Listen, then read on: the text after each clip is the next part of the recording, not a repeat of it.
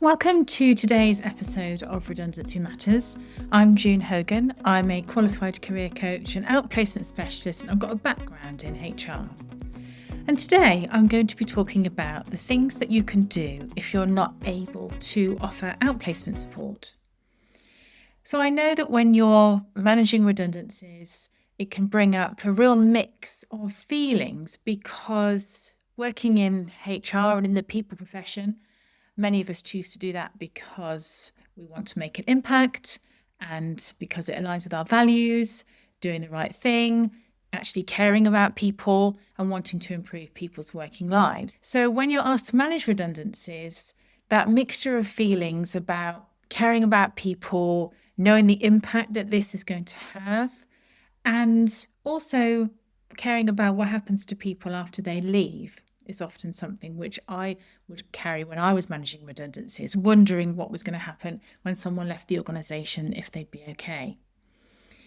But I also know that many teams are managing in difficult circumstances and that outplacement support might not always be available. As much as you know, that is the best and best practice way to conclude redundancies.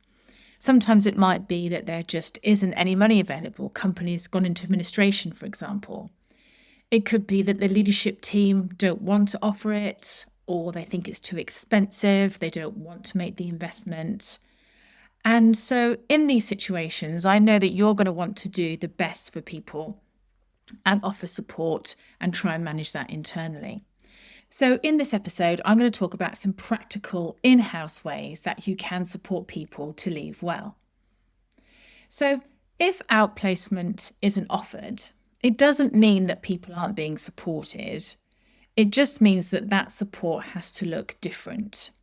And in reality, you're not going to be able to replace professional outplacement support with an in-house offering, because outplacement support covers lots of different elements, such as helping individuals to process the emotion of redundancy, help them think about what next, practical things like looking at their CVs, helping them through LinkedIn, preparing for interviews, etc., giving them accountability, a sense of momentum, a safe place and a safe space that they can explore things with you. First 100 days planning for a new role and in-role coaching. So the time that you have with somebody who is at risk of redundancy, it's just not practical that you're going to be able to cover all of that.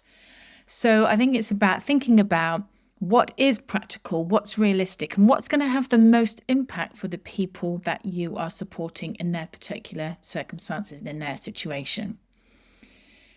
So I'm going to talk through each one and talk about what's realistic, and then just talk about how outplacement support can help in a slightly different way, because it isn't necessarily all or nothing. It doesn't mean to say that you either offer outplacement support and you give that to a provider and they do everything for you, or that you don't and you have to do it all in-house. Sometimes there is a blended approach that can work quite well. And if you are listening to this thinking, well, I really would like to offer outplacement support, I'll put a link in the show notes to a previous podcast episode where I talked about building the business case for outplacement support. And there's also a blog if you want to have a read as well. So starting with the emotional side of redundancy. So redundancy, as you'll know, if you've managed redundancies before, or maybe it's your first time, that this is a shock. People will experience a whole range of different emotions. It can be anger, grief, some people are relieved, there can be confusion, anxiety, and these things can change from day to day for people, depending on what they're going through. In that situation, there will be a role that HR teams can play in helping individuals to acknowledge that what they're going through is difficult. This is some of what we do when we work with individuals, and we can provide them with that safe space, that independent space, and the opportunity to talk to someone who's completely removed from the situation. But if you are offering this in-house, then it's important to create those boundaries for people, to create that safe space, to contract and make sure that they understand the confidentiality if they are having conversations with you, for example. That can be quite hard to do if you're involved in the process itself. So just think about how you might navigate that, or whether you might have other people who aren't involved in the redundancy process itself that you might signpost individuals to if they want to have those kind of deeper conversations. And I'll come on to talk about how that works with boundaries, etc. later. But in the first instance, if you are faced with someone who is overwhelmed with emotion, it's not about jumping into sympathy. And again, I've got a podcast episode I'll put a link to around why empathy is hugely important in redundancy situations. But simply something like, people experience this very differently, and any reactions and emotions you may be feeling are entirely valid. So you're acknowledging what the individual's going through rather than trying to fix what they're going through, and hopefully providing an open conversation that they then might want to talk more about those emotions and how they're feeling. But the role of the HR team in this situation where it can get difficult is if you're trying to kind of hold all of those emotions for yourself.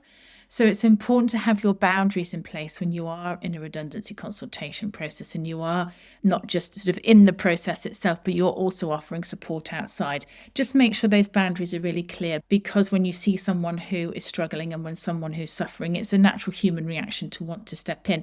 But you really do need to maintain your boundaries in order to maintain a level of distance and also a level of capacity to be able to do all the other work that you have to do as well, without getting dragged into too much of the detail for an individual in their particular situation. If someone is really struggling, there are things that you can signpost them to. For example, you could signpost them to an emotions wheel to help them name their emotions. And you can signpost them to Stephen Covey's circle of control, circle of influence. That can be quite a nice exercise to get someone to do if they feel overwhelmed and not sure what to do next and feeling out of control. So thinking about your role in all of that, what you realistically can do, what you practically are able to do and feel kind of qualified and comfortable to do, and also what is going to be most useful for that individual in that situation. And then another element of outplacement support is around the kind of career coaching side of things. Now, depending on where somebody is on that change curve, and depending on how long you have to spend with somebody, some consultation periods can be quite short. It might not be practical for you to have career conversations with somebody because they might just not be in that right place. Which is where, when you use outplacement support, it gives people time to kind of come to terms with as much as they can do what's happening to them during the consultation process, and then start to work on some of the practical stuff later. But in this situation, what we often find with working with clients is there's a whole lot going on for people, because redundancy impacts self-worth, self-esteem, confidence. It can undermine the thoughts and ideas and plans that you had about a career. So things to think about would be to have a career conversation with someone if they're open to that, to ask them about their thoughts, about what they might be thinking about in terms of next roles, things they want to leave behind from the role that they're leaving, things they want to do more of, less of, things they're proud of. There's loads of things that you can ask in a career conversation setting. And some of the most practical and helpful things for people are to have access to a CV template, because lots of people will have a CV that's out of date. Understandably, they may have worked in the organisation for a long time and might not have a CV at all.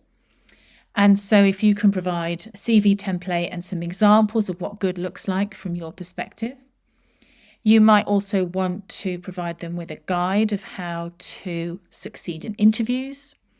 You may want to put on a lunch and learn, for example, where you ask people to drop in. And that lunch and learn could be just for general questions. It could be on a specific topic, and particularly things around CVs, interviews. Those are really popular. You might want to do something around how to look for a job, because the world of work is changing. And again, for some people, they won't be up to date with how and where to look for roles. If you've got an internal talent team, I would suggest you draw on their experience and their resources and get them to support you with some of this. maybe run a session on how recruitment works from their perspective, providing some kind of drop-in career clinics if you've got capacity to do that. Again, where people can come in, they might have been doing some work on their CV, they might have been giving some thought to what's next, and they can come and talk to you or people in an adjacent team. You could issue a skills audit to get people to think about the sorts of things that they enjoy, the sorts of things that they're good at, because this can be a time when people lose sight of that because redundancy knocks confidence, and all that people can think about is that the redundancy is about them. We know that redundancy is about roles, not people, but it does not feel like that when it's happening to you. So encouraging them to think about their skills, to think about their experience, and to think more broadly about some of this can be helpful. And one really important part in all of this, if you are looking to do outplacement internally as much as you can, is to enrol line managers, because line managers know the people more than you do. They'll know their strengths, their skills, the work that they really shine in, and really encouraging line managers to offer those one-to-one conversations with individuals.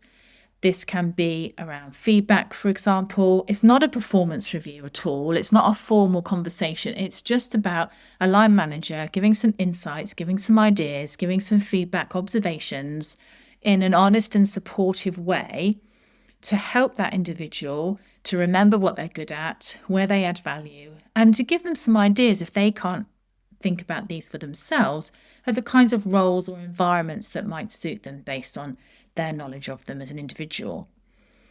And of course, when we're working with people, this all goes a lot deeper in terms of when we're digging into confidence or identity. But using what you can do and using line managers can be a really powerful thing for individuals. And then job search support. So again, this can feel like a mountain to climb for some people because they just don't know where to start. Maybe they're not confident with technology. Maybe they haven't got access to technology. And that's an important point, and something that I would encourage anyone to do in a redundancy process is to provide individuals with access to technology where relevant. Of course, you need to provide people with reasonable time off to look for work, and that might be that you provide people with access to the technology to look for roles and to get confident and familiar with where to find jobs. So it might be that you provide a simple kind of job search tracker for people. You might do some initial research on job boards or recruiters that you've used in the past. You might bring somebody in who's a local recruiter, depending on the size and scope of the exercise that you're managing. Give people a LinkedIn demonstration, give them a tour of LinkedIn, show them how and where they can find roles on there. LinkedIn recommendations are really powerful if you can get line managers to give those to people before they leave. And then just give people some time to do their own research. And again, if you're running drop-in career clinics, then people can come in and ask for advice. So these sorts of things really help people move forward because they can see and access things in a practical way. And as well as job boards and the practical ways to look for work, also emphasising the importance of their network. And that's when line managers can introduce people or make recommendations, and that can be really powerful.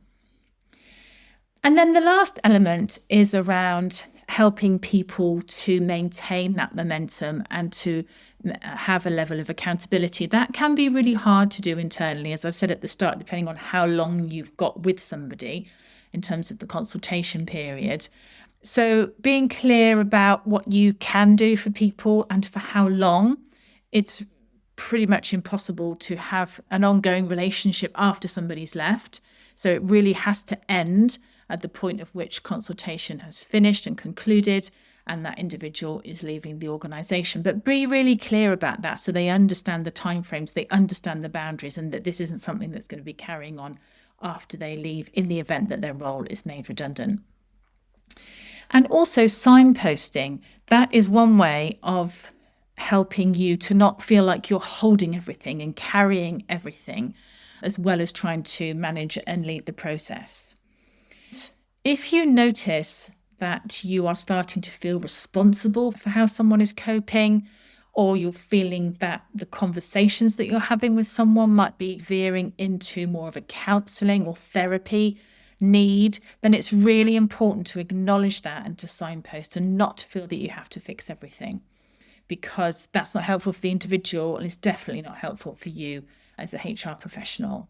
So thinking about your boundaries and being really clear on those, because they do protect both you and those people who are at risk. And in signposting, it also helps to give people agency over their situation and what they need next. So signposting to people internally, so you might have mental health first aiders, you might have an EAP, a pension provider, for example, and then there's also external support in the Department for Work and Pensions, Mind Charity, the Samaritans. So feeling like you can give people other places to go for support, because at the end of the day, your support can only last until they leave the organisation, which might not be for a very long time. So if you're not in a position to offer outplacement support, I hope that's given you some insights into what you can do, and also think about the fact that you could do a blended approach in terms of offering some things in-house and then offering some things through an external partner. So I hope that's been helpful, and do join me again for the next episode of Redundancy Matters. Thank you so much for listening to the Redundancy Matters podcast. I hope you found today's episode helpful. It would mean a lot to me if you would follow, rate and review this podcast wherever you listen to your podcasts, as this helps it reach more people who are managing redundancies. Let me know what you thought, and if you have ideas for future episodes, I'd love to hear from you. You can find me on LinkedIn, June Hogan, and get in touch via my website, wildwoodcoaching.co.uk, where you'll also find more resources to help you manage redundancies. I hope you'll join me again soon for the next episode of Redundancy Matters.